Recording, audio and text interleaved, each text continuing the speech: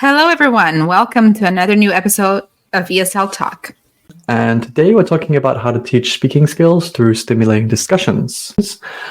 Before we hear from our guest, Michelle, who's an ESL coach and translation expert, let's talk about this ourselves a little bit to begin. So tell me, first of all, Faye, how exactly do you embed and teach speaking skills? I find that you, as a teacher, once you're more experienced teaching, you end up kind of doing that second nature, finding ways to incorporate more discussions and, just always like throwing the ball back to your students, even when they ask you a question, and just helping them build that confidence to speak to each other in class, if it's a group class, to speak to you, if it's one-to-one, or to other people when they're outside in the real world. So I just find that every time we are interacting, we should be helping them improve their speaking skills. And that could be by just simply giving them alternatives to expressions they maybe overuse, or helping them come up with different ways to express their ideas and stuff like that. I find that that's how we end up embedding it more. How about for you, Daniel? Yes, I would say repetition and persistence and kind of gentle correction of errors that come up. So, especially with simple things like plurals or using the wrong adjectives or using the wrong tense. These are things we can usually clean up pretty quickly just through lots of constant reminders and gentle correction. So I think that's a good thing. The more kind of subtle things like pronunciation and grammar, some grammar rules, and also kind of vocabulary as well, that takes a bit more specialized time and learning to get those speaking skills there. But embedding them, lots of repetition, lots of gentle correction. And then the speaking skills themselves, I would say that these need to be broken down into specific purposes. So why do we need this skill? Why should we learn this? How is this going to help us do X, Y, and Z? So I think you touched on a very interesting point about correction too. We definitely want to keep our students motivated to speak, right? So what you said about gentle correction, I think, is a great way to just be mindful of correcting our students, yes, especially like you said, depending on the purpose of their skills, of why they're learning to speak, actually, if it's for work, for school, or for day-to-day, and also focusing on those, let's say, mistakes that are really things that will get in their way for that, and definitely being gentle about it, right? Because if we end up overdoing it, then they'll clam up a bit. So with that in mind, how can we stimulate them to speak and discuss content in classes? Yes, I think initially you need to stimulate it through creating a really positive and a really high energy and enjoyable classroom environment. So I think that's the first thing. If you have an environment where students can speak freely, where they can make mistakes, where they don't have to worry about being judged or maybe made fun of if they make an error, I think that's huge initially.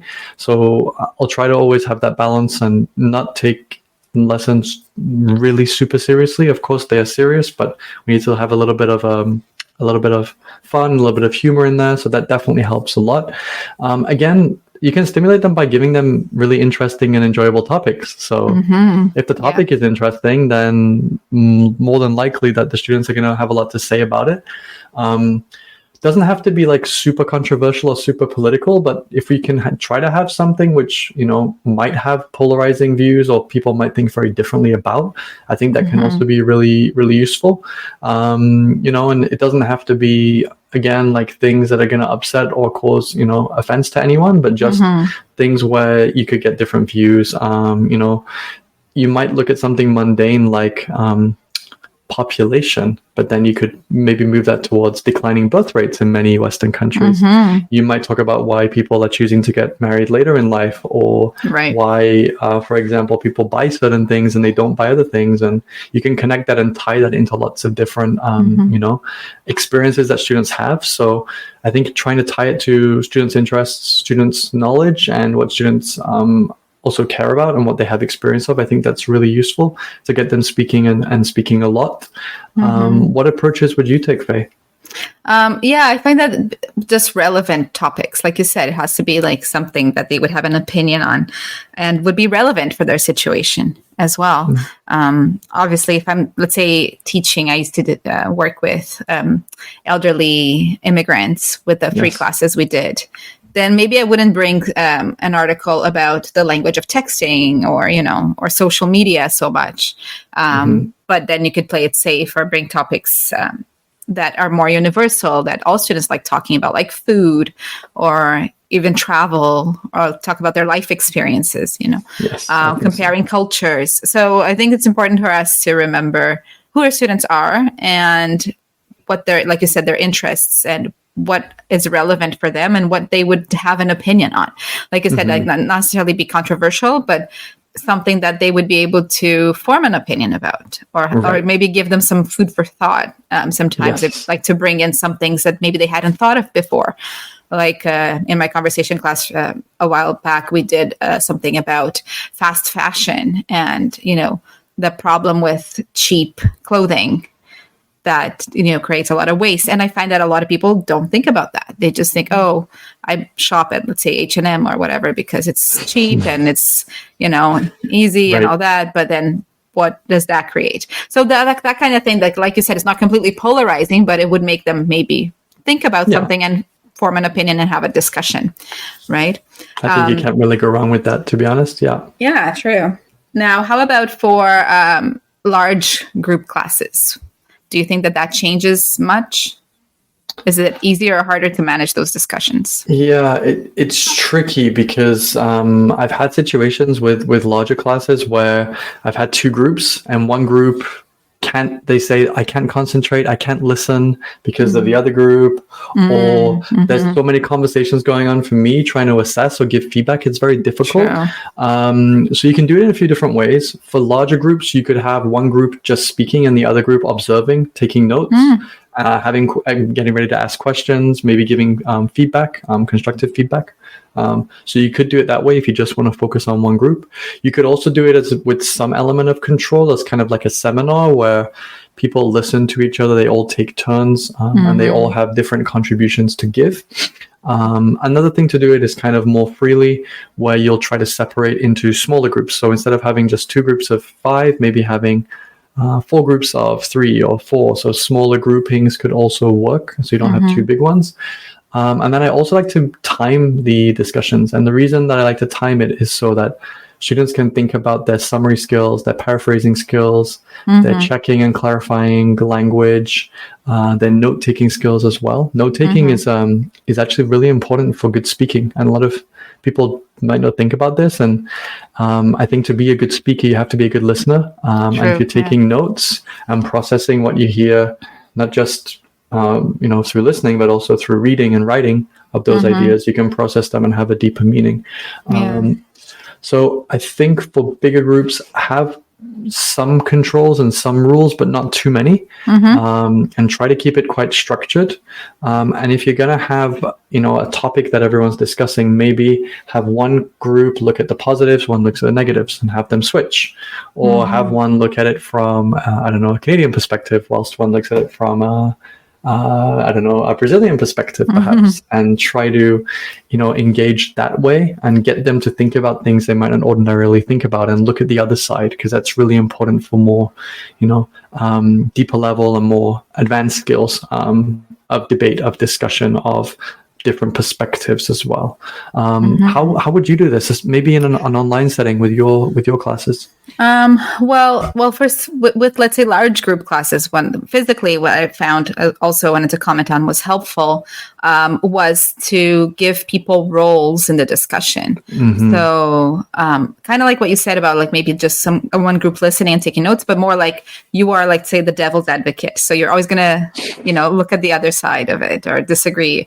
Or you're somebody who's going to question what everybody says. You have to always ask them a question about it, or always like ask for more details and make like roll cards for the discussion, so everybody feels like they're participating.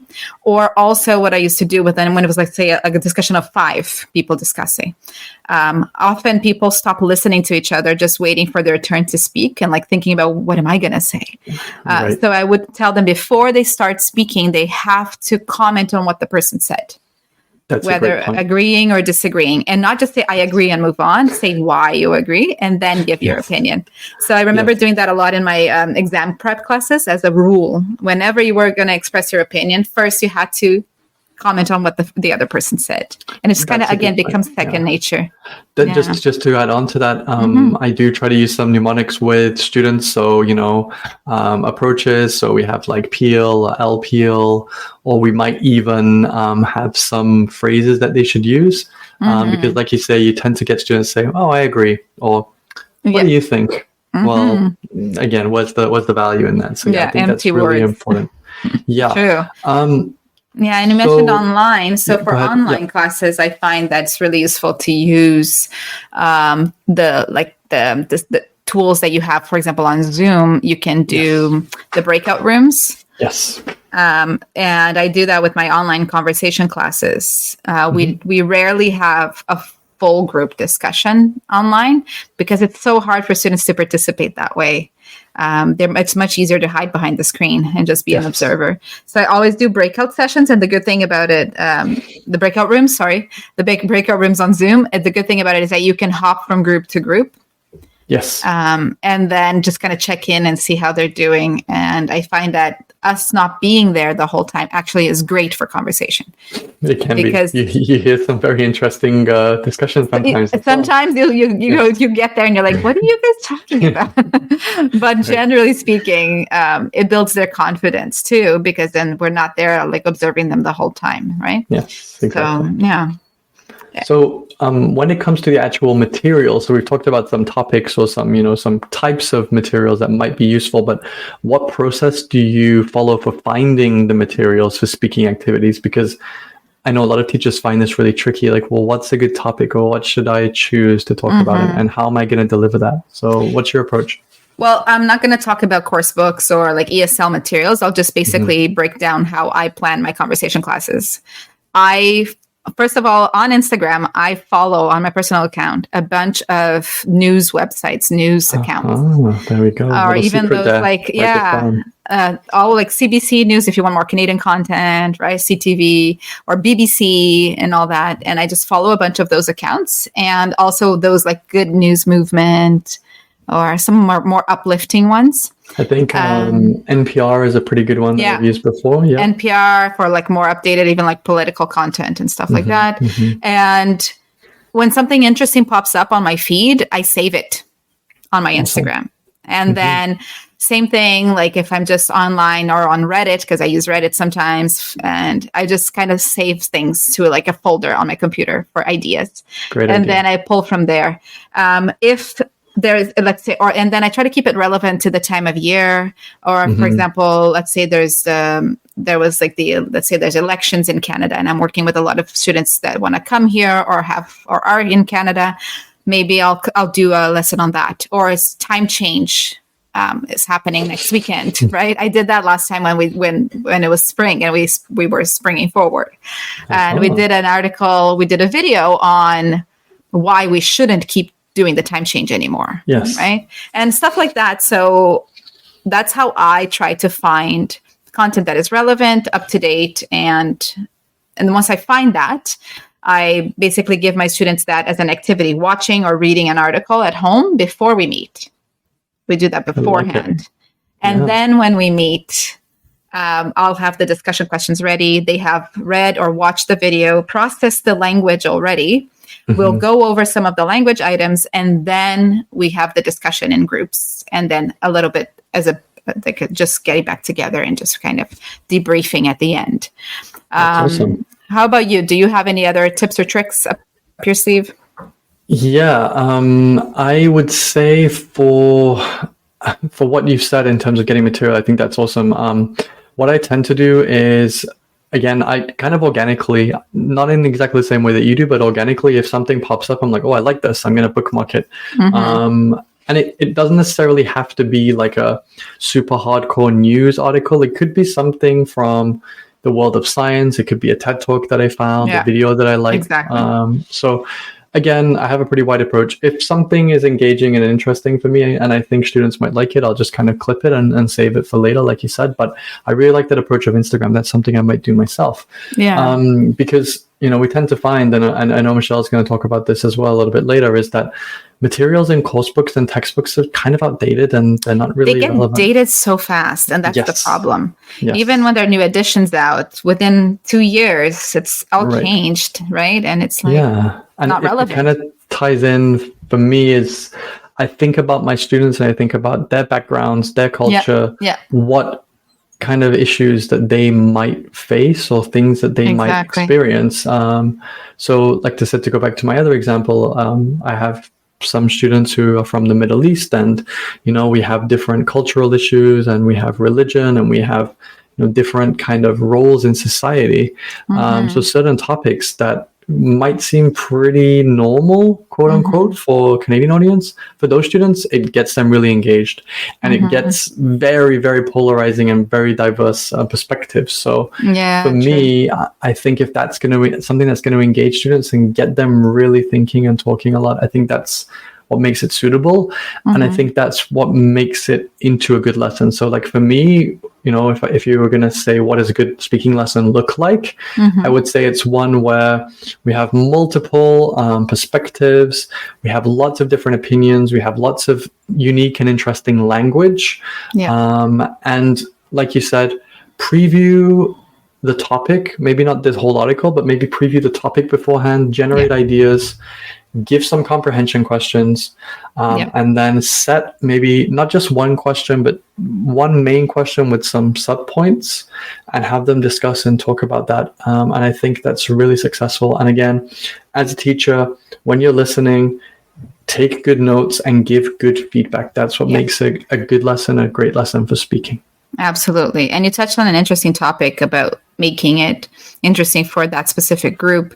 Another thing, like you said, we're always kind of like listening in, or always searching for, or just maybe being open to new topics, right? But that can come from your students as well. And I find that often I'll be doing a lesson on, I don't know, we were doing a lesson once about global warming, and a student touched on the topic of food, the food industry. And then I basically said, oh, is that something that you guys are interested in? We can use that next week as a topic. And you can always get ideas from your students, and then go to those websites, like you said, TED Talks, or certain like YouTube channels. I really like SciShow. There are other YouTube channels I like that have like short video format, like up to 5 minutes, but that I can just go and search for a specific topic. And then bring that, because it's something I know that my students have expressed an interest in. They have said they want to do something on. So and just always go with that. If you keep a track of it and go back to it, that's gonna make you hopefully more valuable to your learners as well, because they're gonna build that respect, and they're gonna also know that you really care about their learning as well, which is huge. Okay, perfect. So that was really interesting. Why don't we now hear from our special guest, Michelle, who's going to share her knowledge on the topic of teaching speaking skills through stimulating discussions a little bit more.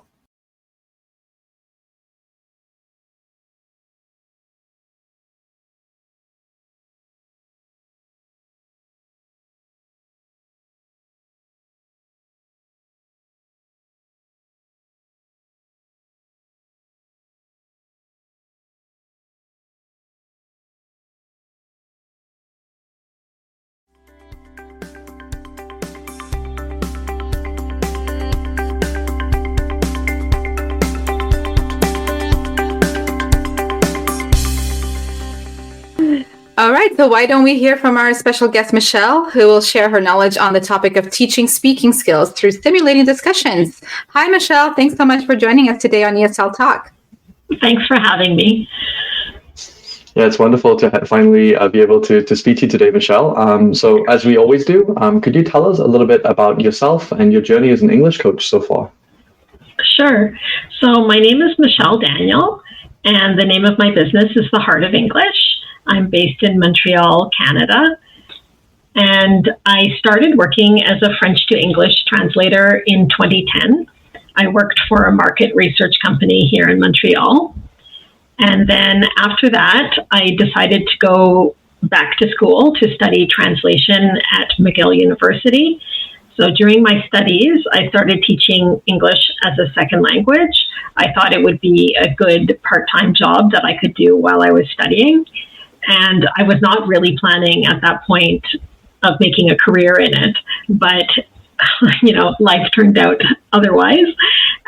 So at the time, I just placed some ads online and I gave lessons to individuals in the Montreal area. I discovered that I loved teaching English. So in 2018, I did the CELTA program, which, as you know, is a certificate in teaching English to speakers of other languages.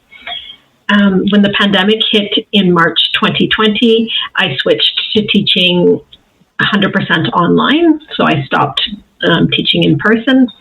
And that summer, I discovered Elena Mutunono. Perhaps you've heard of her. She's a coach for online language teachers and coaches. I participated in her programs and her community for about a year and a half, and she helped me develop my small business and make it more professional.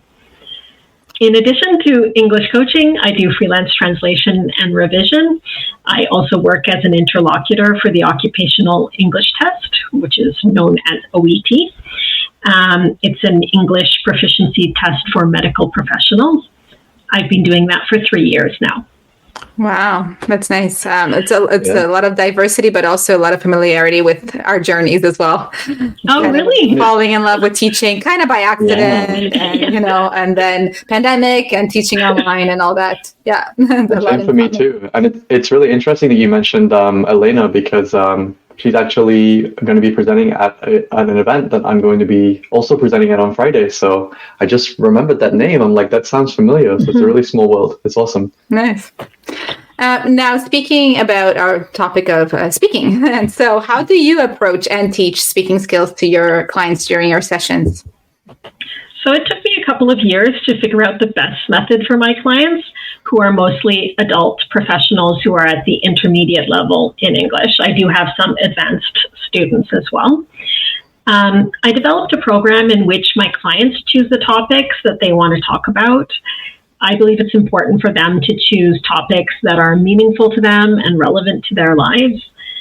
Sometimes they choose to discuss a video, an article, a podcast episode, anything that they found interesting, but sometimes they just speak spontaneously as well.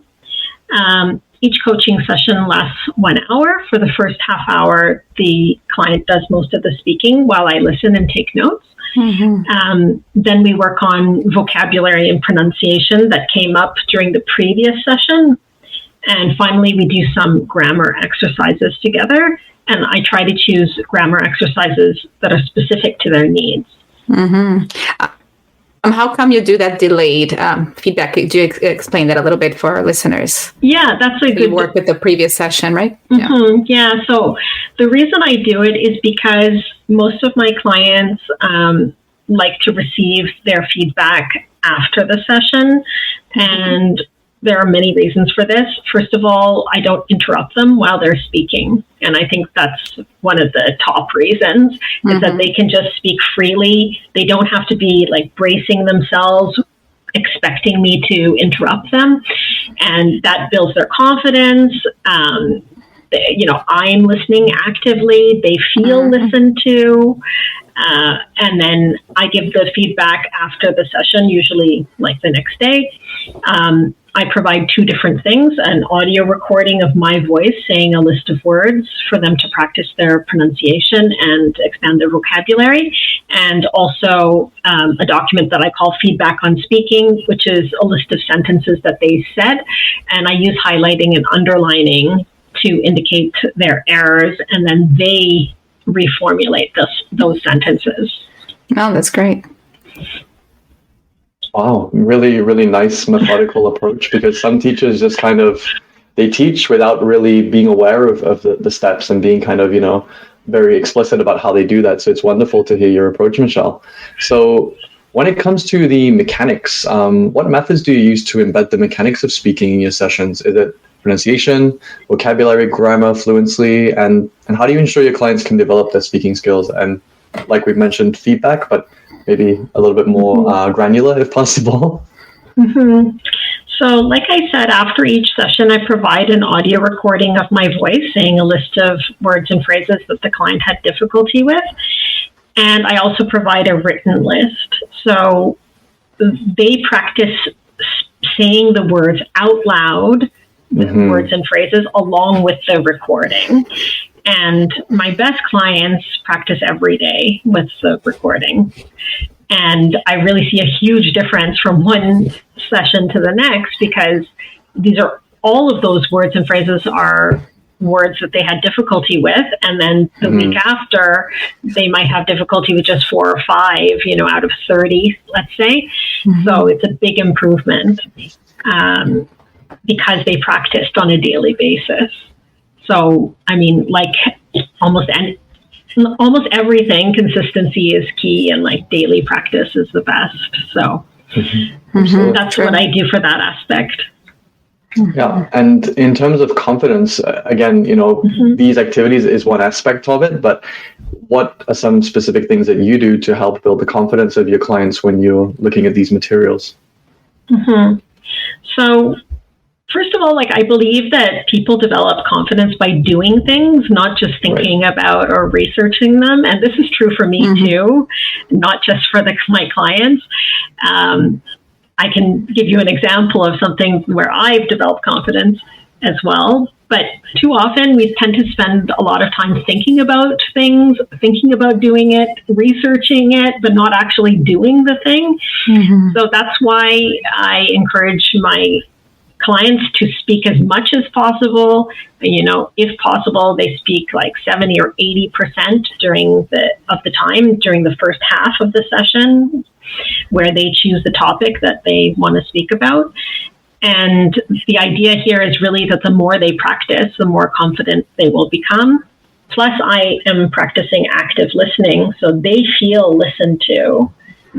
They're not afraid of being interrupted by me, which, some of them have told me they've experienced in the past with other teachers, like being interrupted at every few seconds or every few minutes, and like it really erodes their confidence. So I think that that's a non-verbal way of helping the person develop confidence, by just listening carefully and caring about what they're talking about, by showing that you care, by listening, by nodding, giving a thumbs up gesture, smiling. Yeah, I thought it was really interesting too that you said that you do the speaking, like let's say free speaking at the beginning, and then the practice and correction and all that after. Is that why you do it that way as well? Is it so that they don't come in feeling defeated when they're starting to speak? Yeah, like I think it serves as a warm up also. And I think that rapport is really important too in developing confidence. Like you don't want to start right away with, okay, let's go over, the present perfect or something like that. Like to just start with a chat, like how was your weekend? Things like that. It makes a big difference for people. And it organically moves into the speaking, right? Part. Exactly. Okay, enough of that. Let's do some grammar. But I actually found it really interesting because thinking back to my sessions, I often start by reviewing homework, and then it kind of breaks the flow a bit. So I might actually take what you said and turn it around a bit. And we'll look at homework and all that after. I think that was actually a really interesting way of doing it. How about in terms of, sorry, go ahead. So, I think it depends on the age of your client or student as well. Sure. Like, because I'm working with adults and, adults who are 30 and over, age 30 and over, like I treat them like a peer, and that also helps them develop confidence. For sure. Yeah. And often it's their, like, let's say it's their time to unwind after work or something like that. They just need to get their minds off things. Yeah. Makes total sense. Now, in terms of your materials, how do you choose your speaking materials, and what process do you use to create them if you do? Mm-hmm. So I've tried different things. I probably have like 100 worksheets that I've created on a whole bunch of different topics, where I've chosen videos from YouTube, but from reputable sources, like can be news, can be National Geographic, TED Talks, all kinds of things. And then I have like questions about that really elicit the person's opinion or get them to analyze critically, and but also about the test for comprehension, like types of questions where, like, to make sure that they understood maybe some of the finer details of what that video was about. But especially I like for them to speak about how that topic relates to them personally, mm-hmm. and their opinion, because as soon as you ask a question like that, people open up and they become less self-conscious and more excited to express themselves. So I have created a lot of worksheets like that. And I also had a speaking club called the Smart Talk Club, which I ran for 5 months this year. Mm-hmm. And I had 3 sessions per month, and they were group sessions. And I chose a theme for each month. And then within that theme, I chose like subtopics, 3 subtopics per month. And for each of those topics, I would have 3 videos or 2 videos in a podcast episode. And before the meeting, I sent them a vocabulary sheet with definitions of words and phrases, and the vocabulary was drawn from the videos. And I also provided a list of reflection questions to help participants prepare for each meeting, so they could write down their answers in preparation to speak. It sounds very similar to what Daniel and I were discussing before, how I ran my conversation classes too. And we talked a lot about keeping it relevant to your students, right? Mm-hmm. The topic has to be relevant and something they relate to or that they're interested in. Mm-hmm. I like to hear this process as well, because, a lot of teachers pour 2 or 3 or 4 hours into a class, and you're like, if the class is only 1 hour, then is that really a good balance? And it's nice to hear, refreshing to hear that, of course, you want to have a well-structured lesson, but you don't have to spend hours and hours, finding and creating and building everything, when you can just kind of, selectively choose things that are relevant and just do some activities off of that, which I really like. So thanks for sharing that. So we've kind of touched on this a little already, Michelle, but in terms of giving feedback, what's your process for giving feedback? How do you tie this to the fundamentals of these speaking skills that we're trying to improve? Mm-hmm. So the feedback on speaking, it's about 10 sentences that are drawn from the first half of the session, where the person spoke freely about a topic that they're interested in. And sometimes I write down more than 10, but then I choose 10 that I think that are interesting for that particular client, like things that maybe come up often for them, that they have difficulty with often, whether it's pronunciation, grammar, word order. And then I use different colors of highlighting to indicate different types of errors. And I also put notes, and sometimes my notes have links, like links to a dictionary, or it's some other resource like Grammarly, for example. So they can read an article related to that point to learn more about it. And then they attempt to rewrite the real sentences that they said. Instead of me correcting them, they're correcting themselves. So they learn how to correct themselves instead of passively waiting for the teacher to correct them. Right. Yeah, I love that, because we neglect those other skills. And, you can take something as simple as a spoken sentence and say, well, why don't we write that sentence down? Why don't you practice speaking it, hear it, check it, and then again, you're working on all the skills and building, that hopefully that memory and that production skill, as opposed to just, like you said, passively listening and saying, yes, I know I made an error. Well, where's the development from there, right? So that's great. Now, what advice would you give our listeners who want to incorporate more discussions or speaking tasks into their lessons? My advice would be to choose topics that your students or clients are genuinely interested in. I think that's the starting point. Invite them to participate in the selection process, either by voting on topics or by choosing materials. Like, they can choose the materials themselves. So they can choose videos, articles, podcast episodes, etc. It could be movies and, many other things that I haven't worked with. When learners are passionate and curious about a topic, they will be much more likely to speak about it and to retain what they learned. Yeah, exactly. It really touches on what we talked about earlier too, when Daniel and I were discussing this topic, for sure. Mm-hmm. Yes, exactly. So going forward, Michelle, what are your professional goals and how are you planning to develop yourself further as an English coach? Yeah, so I'm working on my website at the moment with the help of another language teacher who also does graphic design. And I've started making short videos and posting them on Instagram. You can find me at Heart of English on Instagram. And I've started taking a blogging course, and I hope to write some blog posts in the new year.